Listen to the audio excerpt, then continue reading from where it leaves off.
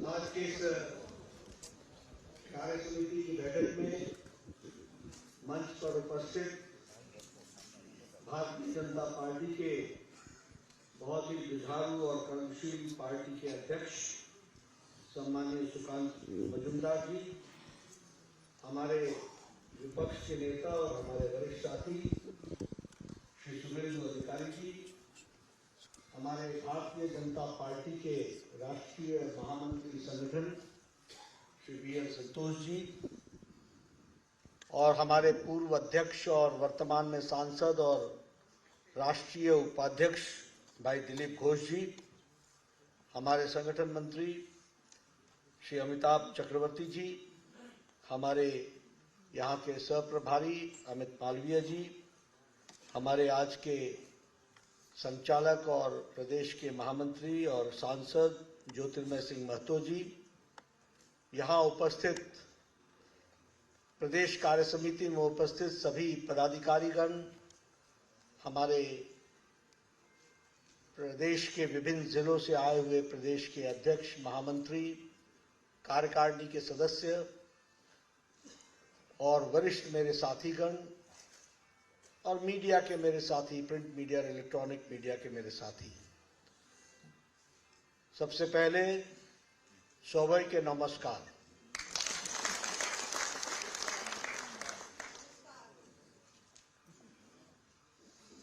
मुझे यहाँ इस कार्य समिति की बैठक में आने का सौभाग्य मिला और जिस गर्मजोशी के साथ आपने कल मेरा एयरपोर्ट पर स्वागत किया, वह मुझे पश्चिम बंगाल की एक नई बहती हुई हवा का संदेश दे रहा है।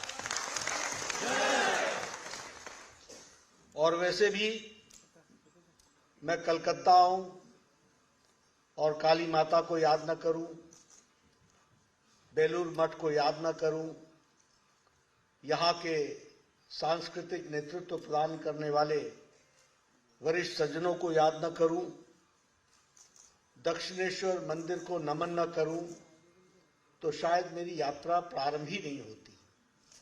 इसलिए सबसे पहले तो मैं सभी देवी देवताओं को और इन पूज्य स्थानों को नमन करता हूं और आशीर्वाद लेकर के अपनी बात प्रारंभ करता हूं। जब हम बंगाल की बात करते हैं तो हमारे जहन में और हमारी तस्वीर में वीर स्वतंत्रता सेनानी एक साथ नजरों से गुजर जाते हैं। जब हम बंगाल की बात करते हैं तो हम सामाजिक परिवर्तन लाने वाले महान विभूतियों की तस्वीरें हमारे सामने से गुजर जाती हैं और बंगाल का जो गौरव, बंगाल का जो कल्चर है, वो हम सबको याद आता है। और इसीलिए आज के दिन नेताजी सुभाष चंद्र बोस, हमारे रास बिहारी बोस या फिर हमारे खुदीराम बोस, और आज जहां मैं गया रास बिहारी बोस जी के कर्मस्थली पर, ऐसी जगह से जो प्रेरणा मिलती है वह प्रेरणा सच में बहुत ही अद्भुत होती है। इसलिए मैं ऐसे वीर योद्धाओं को और स्वतंत्रता सेनानी को नमन करता हूं। अगर मैं सामाजिक परिवर्तन की बात करूं तो राजा राम मोहन राय को, स्वामी विवेकानंद को, हमारे श्री अरविंदो को, इन सब को भूलना शायद अपनी संस्कृति को भूलने के बराबर होगा। और इसीलिए रामकृष्ण परमहंस को, सभी महान विभूतियां जिनसे हमको एक तरीके से अध्यात्मवाद की ऊर्जा मिली, ऐसे वरिष्ठ विभूतियों को हम नमन करते हैं, उनसे हम आशीर्वाद प्राप्त करते हैं। बंगाल की धरती पर अभी मैं बंगला में बोलता कम हूं, सुनता तो पूरा हूं और समझता तो ज्यादा ही हूं। तो मैं देख रहा था कि सुकांतो भाई ने बंगाल के परंपराओं के बारे में एक बात कहते हुए कहा कि we are the torch bearers of the Bengal culture, the Bengal traditions, the Bengal issues which have been raised by our leaders. यह बात बहुत स्पष्ट है और उसी तरीके से हमारे दिलीप दा ने भी आपको बताने की कोशिश की कि पार्टी को हमने कैसे मजबूत किया और हम कैसे आगे मजबूत करेंगे। और सुकांत हमारे शुभेंदु जी ने आपके सामने नई तस्वीर खींच करके बता दी कि आने वाला कल हमारा है। मैं उसी में अपने आप को जोड़ता हूं और मैं जोड़ते हुए आपके साथ ये कहना चाहता हूं कि राजनीति में कभी भी कोई चीज ठहरी नहीं रहती है। जो आज है वो कल नहीं, जो कल है वो परसों नहीं।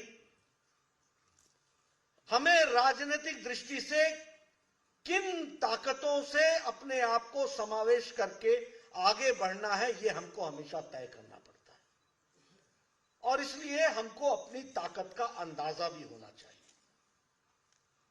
कई बार क्या होता है कि अगर घर के आगे कुछ गड़बड़ दिख जाए तो हमको लगता है सारा संसार ही गड़बड़ है, लेकिन ऐसा नहीं होता। संसार बहुत बड़ा है। उसी तरीके से राजनीतिक घटनाएं, अगर सामने की घटनाओं से विचलित होने की परिस्थिति आती है तो दुनिया और राजनीति उससे परे भी है, उसको भी समझना और जानना हमारी आवश्यकता बन जाती है। इसको हमको समझना चाहिए और इसीलिए मैं कई बार लोगों को बोलता हूं कि देखिए, आपको भारतीय जनता पार्टी के साथ जो जुड़ने का मौका मिला है, इसको आप ईश्वर का वरदान समझिए। ये ऐसे ही नहीं हो गया है। मैं राजनीति में पिछले 40 साल से हूं। जब मैं कॉलेज और यूनिवर्सिटी में पढ़ा करता था तो कम्युनिस्ट हमारे सामने बीड़ी और सिगरेट का गुलछर्रा उड़ा के गोल गोल धुआं बना करके मुझे समझाया करते थे, Nadda, you don't know what is revolution. और मैं उनको 40 साल पहले कहता था, dear friend, comrade, Vande Mataram, you do not understand what is evolution. You do not understand evolution. 40 साल पहले मुझे मेरे कांग्रेसी साथी मिलते थे, एनएसयूआई में क्या काम करते थे, बोलते थे, Nadda, you don't know politics, it is a matter of opportunity, you are a right person in the wrong party. आज मुझे मिलते हैं तो मैं पूछता हूं, who is in the right party and who is in the wrong party. ये इसलिए आपको मैं बताता हूं कि अगर वो 1980 के दौर में तात्कालिक बातों से मैं भी प्रभावित हो जाता तो आज विश्व की सबसे बड़ी पार्टी का सदस्य और कार्यकर्ता होने का सौभाग्य से वंचित हो जाता। इसलिए मैं बोलता हूं, दूर की देखना और नजदीक की देखने का अंतर होता है और हमारे यहां भी कॉम्प्रिहेंसिव और बाइफोकल दोनों लेंस होते हैं। इसलिए यह ध्यान में रहे कि कॉम्प्रिहेंसिव में, बाइफोकल में दूर से नजदीक मत देखना और नजदीक से दूर मत देखना,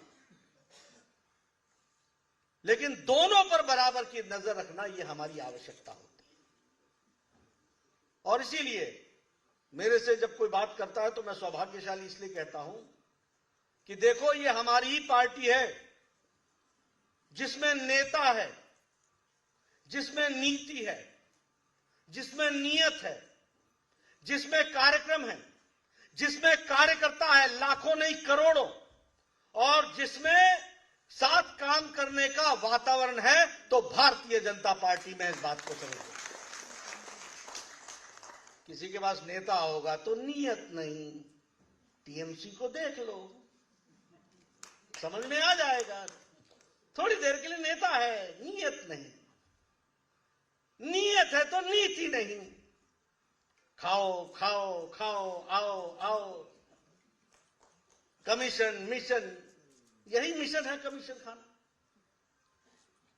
नियत नहीं, नीति नहीं, कार्यक्रम नहीं, और कार्यकर्ता के नाम पर सिंडिकेट,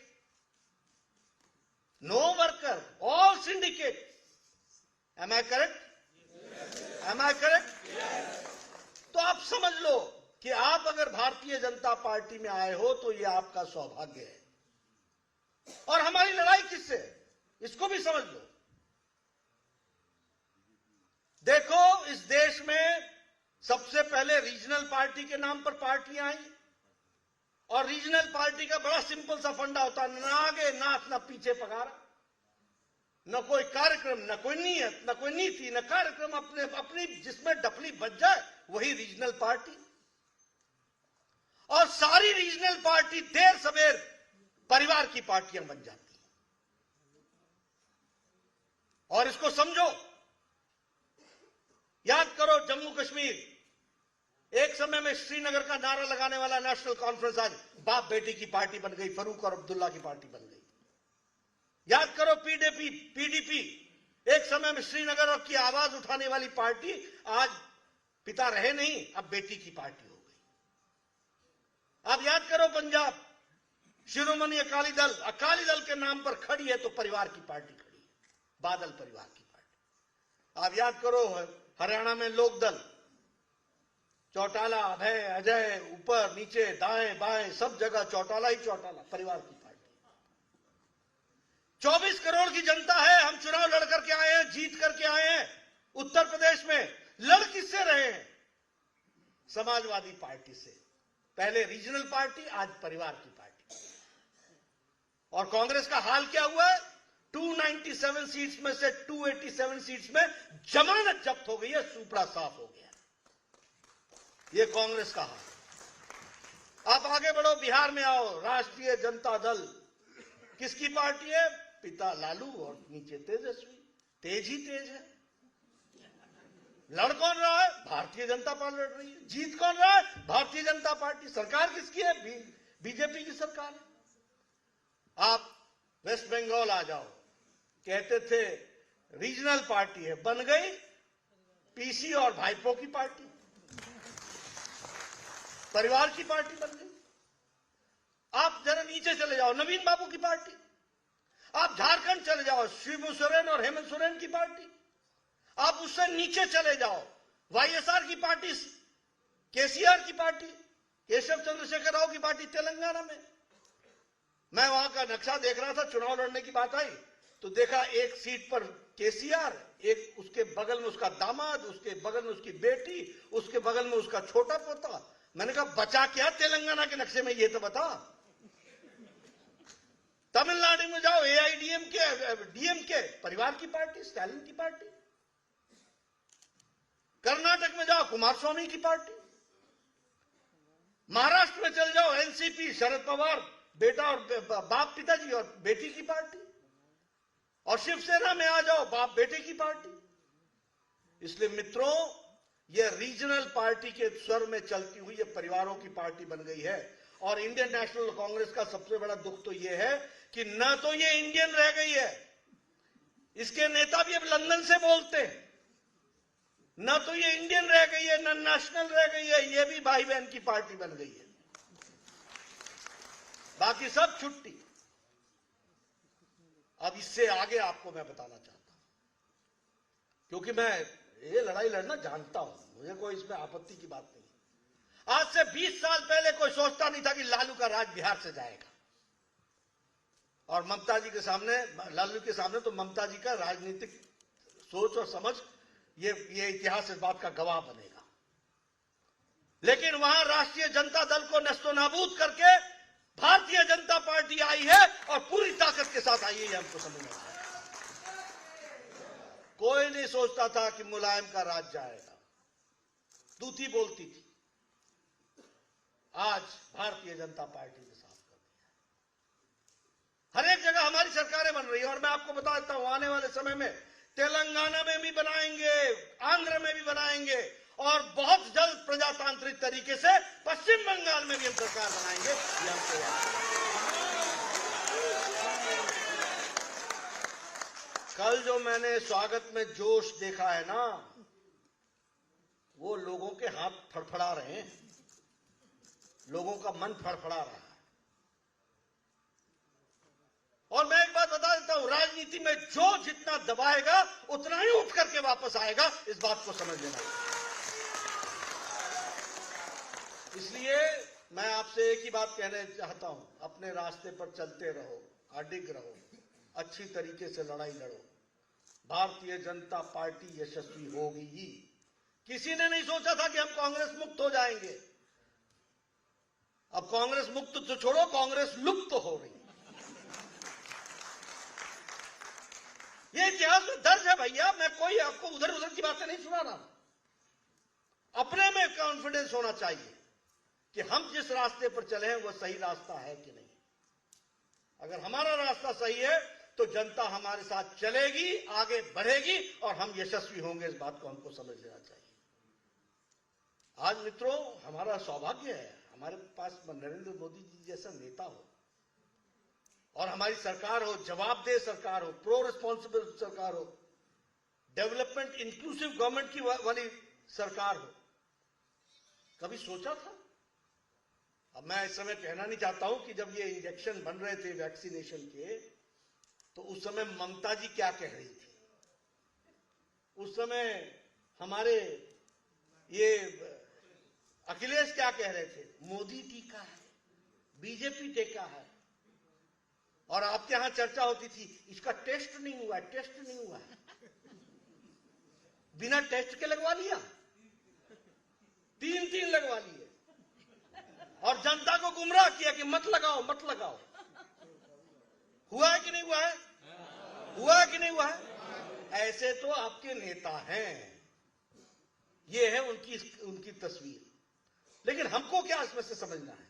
हमको इसमें से इस बात को समझना है। देखिए, मैं बार बार लोगों को बोलता हूं, 10 साल से 30 साल लग गए भारत में दवाइयां पहुंचने में। चिकन पॉक्स पहुंचने में 20-25 साल लगे, ट्यूबरक्लोसिस पहुंचने में 30 साल लगे, पोलियो पहुंचने में 27 साल लगे, टेटनस पहुंचने में 28 साल लगा और जापानीज इंसेफ्लाइटिस बीमारी, जापानी बुखार, उसका इंजेक्शन पहुंचने में भारत में 100 साल लगे। 1906 में दवाई आ गई थी, भारत में 2006 में आई। और जब कोरोना आया तो जनवरी 2020 को पहला केस आया था। अप्रैल महीने में टास्क फोर्स बैठाया गया, नवंबर महीने में टेस्ट शुरू हो गया और 9 महीने के अंदर मोदी जी ने 1 नहीं 2 टीके भारत को दिए। ये बदलता भारत, ये बदलता भारत है। आप सब लोग नजदीक बैठे हो, किसी ने भी मास्क नहीं पहना है। ये मोदी जी का सुरक्षा कवच है। नहीं तो विदेश की तस्वीर उठा के देख लो, बाइडेन भी मास्क लगा के दिखते हैं आपको। ये हमारी भारत, और क्या है संख्या हमारी, 130 करोड़, 200 करोड़ डोज लेके बैठा हुआ Bharat, world's largest and world's fastest vaccination programme. और इतना ही नहीं, 100 देशों को हम 18.5 करोड़ वैक्सीन दे चुके हैं और 48 देशों को मुफ्त दे चुके हैं 2.5 करोड़ वैक्सीन। ये भी हमको समझना। यानी भारत अब लेने वाला नहीं हो गया, देने वाला भारत हो गया। इसको भी हमको समझना चाहिए। और यहां आपके यहां चर्चा होती थी टेस्ट होबे ना करबे ना। अब क्या हो रहा है, कैसे हुआ? मित्रों, हमको समझना चाहिए कि राजनीति में कौन हमारा साथ देता है, कौन हमारा साथ नहीं देता है। आज आपको जानकर खुशी होगी कि मोदी जी के नेतृत्व में गरीबी 22% से घट करके 10% पर आ गई। यानी 12% गरीबी, एक बीपीएल समाप्त हो गया। 12%। हमारा ग्रोथ रेट 8.7% पर खड़ा है। पेंडेमिक के बाद, कोरोना के बाद हम 8.7% के ग्रोथ रेट पर खड़े हैं। अमेरिका 4.4 पर खड़ा है। हम आगे बढ़ रहे हैं, हमारी तीव्र गति से विकास हो रहा है और हम आर्थिक दृष्टि से बढ़ रहे हैं। लेकिन इसके पीछे यह भी याद रखना चाहिए कि प्रधानमंत्री गरीब कल्याण अन्न योजना 80 करोड़ की जनता को 5 किलो गेहूं या 5 किलो चावल, 1 किलो दाल दे रहे हैं कि नहीं दे रहे हैं? मिल रहा है कि नहीं मिल रहा है? तो इसके कारण आज गरीबी के और अति गरीबी को हम लोगों ने 1% से रिड्यूस करके 0.8% पर वहां दबा करके रखा हुआ है। यह आदरणीय प्रधानमंत्री जी की सोच का कारण बनता है। यह भी हमको समझ लेना चाहिए। उसी तरीके से अगर हम बात करें तो लोकल फॉर वोकल की बात कर लें। आपको जानकर खुशी होगी, गांधी और खादी, इसी पर तो कांग्रेस 70 साल चला गई। लेकिन खादी को आज 1,15,000 करोड़ रुपए का टर्नओवर लोकल फॉर वोकल में दिया है, तो प्रधानमंत्री मोदी जी ने दिया है। And khadi has become one of the fastest moving consumer good, FMCG ये हो गया है, ये भी हमको समझना चाहिए। फास्ट मूविंग कंज्यूमर गुड बन गया है, ये भी हमको समझ लेना चाहिए। हमारा जो बेनिफिशियरीज का सैचुरेशन पॉइंट है, वो भी हम 100% कवरेज की ओर बढ़ रहे हैं। यानी सारी जातियों को, अब देखिए हमारे यहां क्या है, इसको भी समझ लीजिए कि हम लोगों ने राजनीति की संस्कृति बदल डाली है। एक समय राजनीति थी वोट बैंक पॉलिटिक्स की, एक समय राजनीति थी धर्म, पंथ, वंशवाद, परिवारवाद, जातिवाद पर। आज राजनीति हो रही है सबका साथ, सबका विकास, सबका विश्वास और सबका प्रयास, इस बात को लेकर के हम चल रहे हैं। और इसीलिए ये आंकड़े आ रहे हैं, इसीलिए हम लोगों को ये आंकड़े मिल रहे हैं।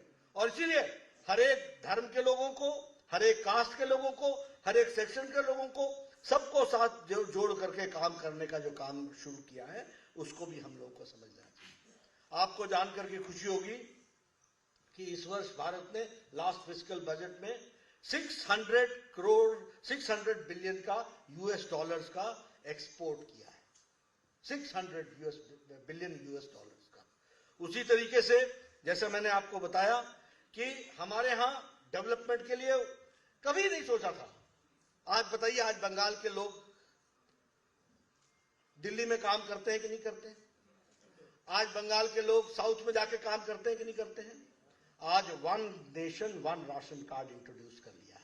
इसलिए हुगली का रहने वाला भी अगर एक सुब्रतो कुमार अगर बैंगलोर रहता है तो वो यहां के राशन कार्ड से वहां भोजन ले सकता है, वहां उसको अन्न मिल जाएगा। इस तरीके की हम लोग ने ध्यान दिया है। विकास के बहुत से आयाम हैं जिसको हम आपके साथ शेयर करना चाहते हैं। अगर मैं स्वच्छ भारत मिशन की बात करूं, 11 करोड़ अगर टॉयलेट्स बने हैं तो वेस्ट बंगाल में 74 लाख टॉयलेट्स बने हैं। इसका मतलब क्या है? देखिए, ये टॉयलेट नहीं, मैं बार बार लोगों को बोलता हूं, ये 74 लाख महिलाओं का सम्मान है, ये 74 लाख महिलाओं का एम्पावरमेंट है, ये 74 लाख बच्चों का एम्पावरमेंट है। आप सोचिए, 70 years of independence and women going to the fields for the natural needs, and that too in groups. ये भारत था। आपके बंगाल में 74 लाख बहनें प्रतिदिन सवेरे और शाम अपने नेचुरल नीड्स के लिए बाहर जाया करती थी खेतों पर। उनके एक एक बच्चे भी तो होंगे, तो 74 लाख बच्चे भी तो हुए।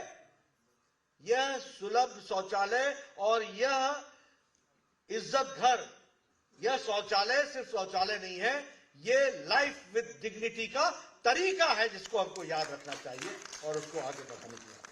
उसी तरीके से अगर मैं जनधन योजना की बात करूं तो आपके यहां 45 करोड़ में से 2.82 लाख जनधन खाते खुले हैं। अब जनधन खाते का मतलब समझ लीजिए, 20 करोड़ बहनों को मोदी जी ने कोविड के 3 महीने लॉकडाउन में 500 रुपीज पहुंचाया कि नहीं पहुंचाया? पहुंचाया कि नहीं पहुंचाया? There was no postman, there was no post office, there was nobody in between. It was Modi ji and the women, and the number was 20 crores. 20 crore को पहुंचाया गया और आपके यहां 2,82,00,000 महिलाओं को ये 500 रुपए पहुंचाए गए। This is women empowerment. ये हमको याद रखना चाहिए और समझ लेना चाहिए। आवास योजना की अगर बात करें तो उसमें भी अगर 3,43,00,000 मकान बने हैं तो आपके यहां भी 47 लाख मकान सैंक्शन हुए हैं और उसमें 3,43,00,000 मकान सैंक्शन हुए हैं और 2,29 लाख हाउसेस कंप्लीट हो गए हैं और वेस्ट बंगाल में 34 लाख कंप्लीट हुए हैं। यह आपकी तस्वीर है। 34 लाख मकान आपके यहां कंप्लीट हो चुके हैं। प्रधानमंत्री उज्ज्वला योजना की बात करें तो 9 करोड़ अगर गैस के कनेक्शन दिए गए हैं तो 20,79,000 आपके यहां भी गैस के कनेक्शन दिए गए हैं। This is also empowerment. आपको, मैं गांव का रहने वाला हूं इसलिए आपसे बताता हूं। आप बताइए, गांव में महिलाएं लकड़ी इकट्ठा करने के लिए जंगल में जाती थी कि नहीं जाती थी? अच्छा, फिर वहां झगड़ा होता था कि नहीं, ये मेरा पेड़, ये तेरा पेड़ है, ये आमनी के पेड़ होता है कि नहीं? फिर वो झगड़ा निपटो, फिर टहनी काटा या पेड़ काटा या तना काटा, फिर फॉरेस्ट ऑफिसर को देखो, और फिर लकड़ी को लाके सुखाओ, और सुखा करके फिर चूल्हा जलाओ, और 200 सिगरेट का धुआं एक भोजन में धुआं अपने फेफड़े में ले लो। आजकल हमारी बहनें टक से लाइटर जलाती हैं, 5 मिनट में चाय देती हैं, 5 मिनट में, आधे घंटे में भोजन देती हैं, बोलती है काम पे जाओ, काम पे जाओ, लगो काम पे। ये है women empowerment that we have to understand. बोलो, ये परिवर्तन आया कि नहीं आया? And the tune is 9 crore, 9 crore है, ये भी हमको ध्यान रखना चाहिए। कभी हमने सोचा था कि अटल पेंशन योजना लगेगी, किसान और लेबरर ये 3000 पेंशन पाएगा, आज 2 करोड़ लोग पेंशन पा रहे हैं, और आपके बंगाल में 17 लाख लोगों को ये पेंशन लगी। प्रधानमंत्री अगर सौभाग्य योजना की बात करें, 2 करोड़ 81 लाख हाउस होल्ड को बिजली मिली है, और 14,64,000 को बिजली आपके यहां मिली है। मैं ऐसी बहुत सी चीजें आपको गिना सकता हूं। जल जीवन मिशन की अगर मैं बात करूं, 6 करोड़ टैप्स लगने हैं, तो 42 लाख टैप्स आपके यहां वेस्ट बंगाल में लगे हैं, ये भी हमको ध्यान रखना चाहिए। प्रधानमंत्री ग्रामीण सड़क योजना में 7,75,000 अगर किलोमीटर सड़क बननी है, तो बंगाल में 37,000 किलोमीटर की सड़क बनी है प्रधानमंत्री सड़क योजना के तहत। ये भी हमको ध्यान में रखना है। स्टार्टअप योजना, मुद्रा योजना, स्टैंड अप योजना, मैं आपको योजनाओं के नाम गिनाता चला जाऊंगा कि कितना काम इस प्रदेश में इस दृष्टि से हुआ है। लेकिन मुझे दुख के साथ यह भी कहना पड़ता है कि जहां हम लोगों ने ये काम किया, वहां, अब कहना नहीं चाहिए, लेकिन अब ये कहावत है, मैं नहीं कह रहा हूं, चोर चोरी से जाए, हेरा फेरी से नहीं। अब वो क्या है? अब वो ये है कि प्रधानमंत्री आवास योजना, बांग्ला आवास योजना, हेरा फेरी। आप समझ रहे ना? प्रधानमंत्री आवास योजना छोटा, बांग्ला आवास योजना बड़ा, और साथ में तस्वीर, तो माले मुफ्त, दिले बेरहम। केंद्र सरकार का आ रहा है तो अपना दिल बेरहम रख करके चलो और बढ़े चलो। और उसी तरीके से देखिए, प्रधानमंत्री ग्राम सड़क योजना, बांग्ला ग्राम सड़क योजना, ये जो मैंने आपको बताया 7 लाख किलोमीटर, उस 7 लाख किलोमीटर में, और जिसमें मैंने आपको बताया कि कितने लाख किलोमीटर या कितने हजार किलोमीटर यहां बना, शायद 37,000 मैंने बताया, तो वो सारे का सारा वो बांग्ला ग्राम सड़क योजना। उसी तरीके से प्रधानमंत्री गरीब कल्याण अन्न योजना, जिसमें 80 करोड़ की जनता को हम दे रहे हैं, वो खाद्य साथी बन गया। उसी तरीके से स्वच्छ भारत अभियान, निर्मल बांग्ला।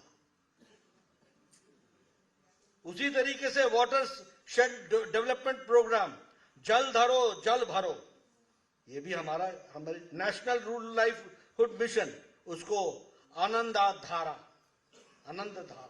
ये भी बना दिया। इस तरीके से योजनाओं को अपने पक्ष में करके लोगों को गुमराह करने की कोशिश कर रहे हैं। और यहां मैं आप सबसे निवेदन करना चाहता हूं कि आपका काम है कि आप जनता को बताएं कि ये बंगला धारा नहीं है, ये निर्मल धारा नहीं है, ये नरेंद्र मोदी की धारा है, जिस धारा के कारण तुम आगे बढ़ रहे हो, ये भी आप समझ लीजिए। और उसमें मैं जो सबसे बड़ी बात बताना चाहता हूं, मैं यहां आया, अब आपको मालूम है कि पत्रकार हमारे माइक आगे लगा देते हैं, आपका क्या विचार है, अब राष्ट्र के नाम संबोधित करो, तो बोलना भी पड़ता है, कि मैं तो अवॉइड करता हूं, लेकिन मैं आप सुनता हूं कि प्रश्न क्या है। तो प्रश्न ये था कि आपने वो मनरेगा का पैसा, देखिए, मतलब चित भी तुम्हारी, पट भी तुम्हारा, हेड भी तुम्हारा, टेल भी तुम्हारा, ये कैसे राजनीति में चलेगा? अरे मनरेगा का 3 साल से हिसाब नहीं दिया, 3 साल से हिसाब नहीं दिया, और एक कमेटी भेजी तो एक जगह पर 57 लाख यूटिलाइजेशन सर्टिफिकेट का वसूली मांगनी पड़ गई, और एक जगह भेजा तो 327 लाख का पेमेंट ही नहीं हुआ है। 300 यानी 3 करोड़ 27 लाख का पेमेंट ही नहीं हुआ। आप बताइए, हम दे सकते हैं क्या? दे सकते हैं क्या? आप बताइए। नहीं, देखिए, विरोध में नहीं, लेकिन ये राज्य चल रहा है क्या? ये कैसा राज्य है भाई? एक नेता थे, 10 साल से इनकम टैक्स नहीं दिए, तो पूछा गया, सुनिए, पूछा गया तो बोला मैं भूल गया। ये नेताजी, ये ममता जी भी 3 साल से भूल गई है क्या? मतलब हींग लगे ना फिटकरी रंग चोखा। पैसा नहीं आया, पैसा नहीं, अरे आएगा कहां से भाई? रसीद देना पड़ता है, हिसाब देना पड़ता है। देना पड़ता है कि नहीं देना पड़ता है? पड़ता है कि नहीं पड़ता है? और जो बिना हिसाब दिए देगा तो गलत होगा कि नहीं होगा? तो आप क्या चाहते हैं कि हमारी सरकार गलत काम करे क्या? गलत काम करे क्या? और जो गलत काम कर रहा है उसको रहने देना है क्या?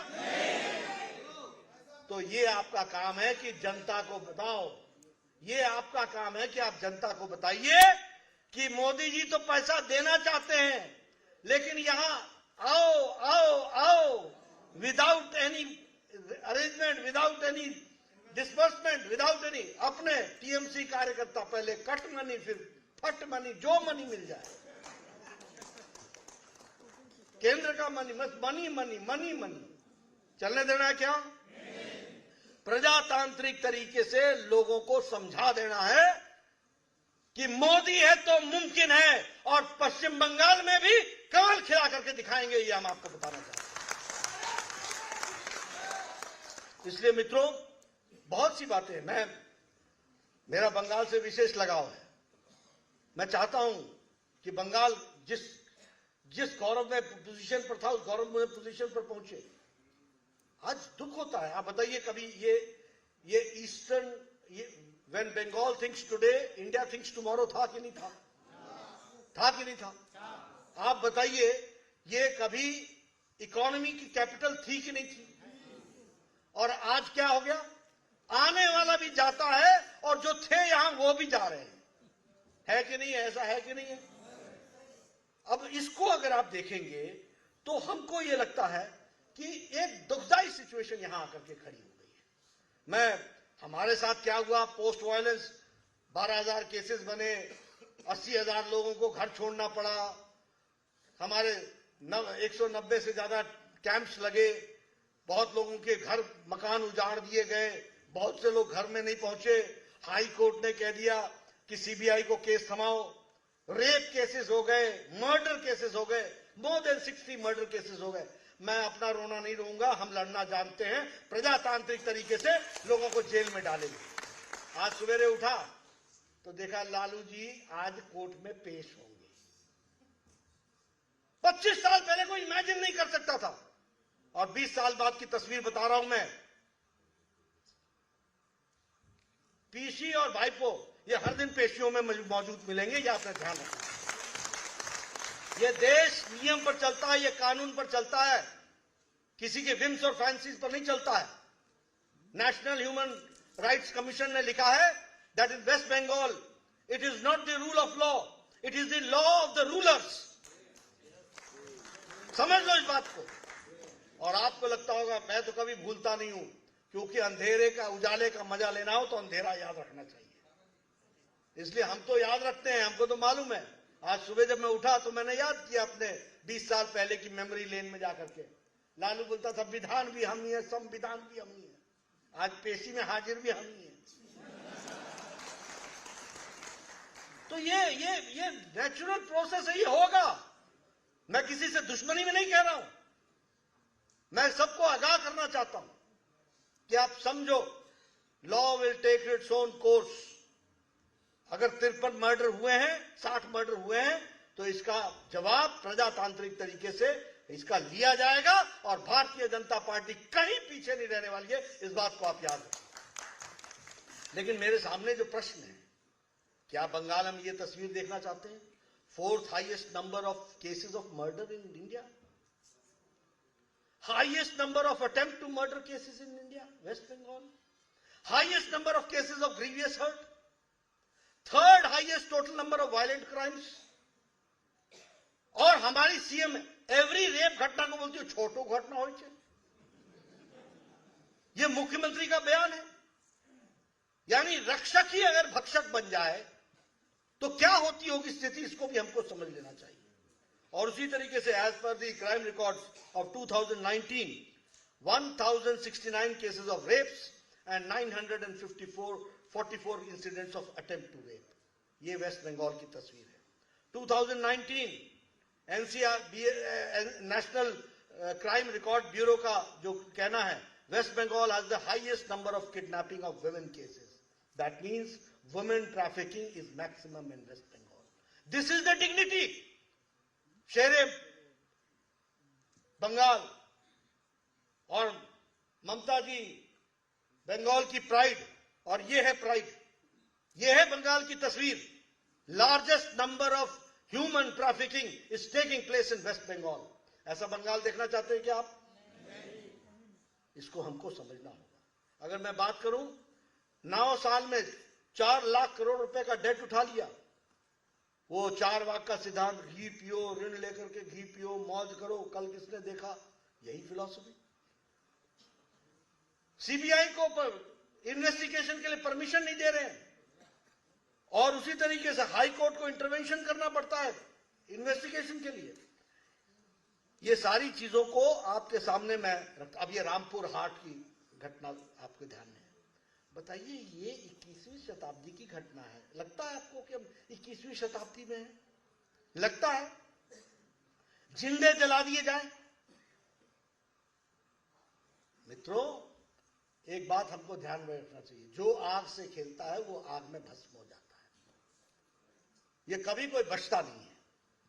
लेकिन हम लोगों को अपने विचार को संभाल करके, समाज को सामने ध्यान में रखते हुए, देश हित को ध्यान में रखते हुए, प्रदेश हित को ध्यान में रखते हुए, बंगाल की संस्कृति को ध्यान में रखते हुए, प्रजातंत्र की मर्यादाओं को ध्यान में रखते हुए हमको एक अच्छे सोल्जर और सिपाही की तरह आगे बढ़ना है। यश आपके नाम लिखा हुआ है, कोई ले नहीं सकता।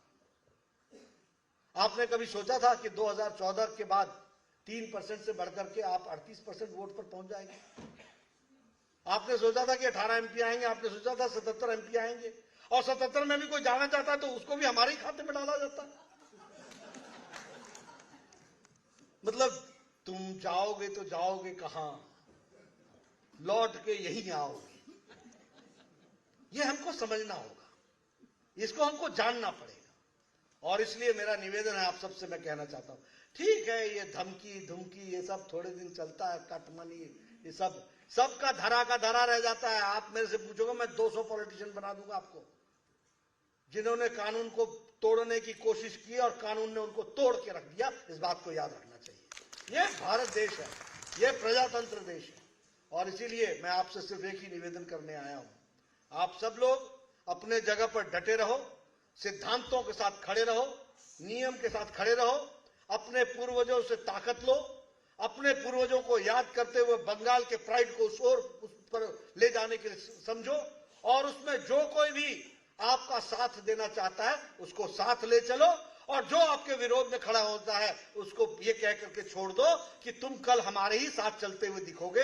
ये हम जानते हैं, हम आगे बढ़ेंगे, कारवां बढ़ेगा और हम इसमें सफल होंगे, ये हमको समझना चाहिए। इसलिए मित्रों, आपका ज्यादा समय न लेता हुआ आपसे फिर मैं निवेदन करने आया हूं, कल हमारा है, हम ही आगे बढ़ेंगे, हमारी विचारधारा ही आगे बढ़ेगी, और बंगाल को हम फिर से पटरी पर ला करके खड़ा करेंगे। इन्हीं शब्दों के साथ बहुत बहुत धन्यवाद। ধন্যবাদ মাননীয় রাষ্ট্র সভাপতি জেপি নাড্ডাজি মহাশয়কে। এরপরে আমরা 5 মিনিটের জন্য বিরতি নেব।